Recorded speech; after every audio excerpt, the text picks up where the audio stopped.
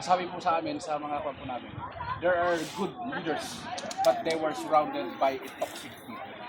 So, don't allow yourself to be surrounded by toxic people. So, yun po yung kampo natin. And then number 2, control your mind. Dito kasi ang battleground, ang kawat po natin, nag-i-inject ng mga negatives dito sa utak natin. So, kailangan i-control ko natin yun. We have to resist kung ano pong ini-inject ng kaaway, na alam mo kakasira mo, especially for you. And then number 3, you have to control your mood. Maraming tao moody ngayon, nakakatakot. Sabi po nila sa pag-aaral, ang mga mooding tao, walang patagang nagiging kaibigan. Lahat yan iniiwan kaagad. So, tingnan po natin yung sarili natin. Pag moody po tayo, ang isang kasi ng moody, pag alam mo naman yung moody,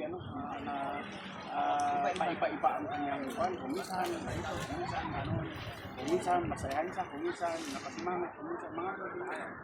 So, yun po yung dapat ipunitin natin. And then number 4, your manner. Ano pang manner sa Tagalog? Ugali. So, yun yung dapat ipunitin natin. And then number 5, yung money.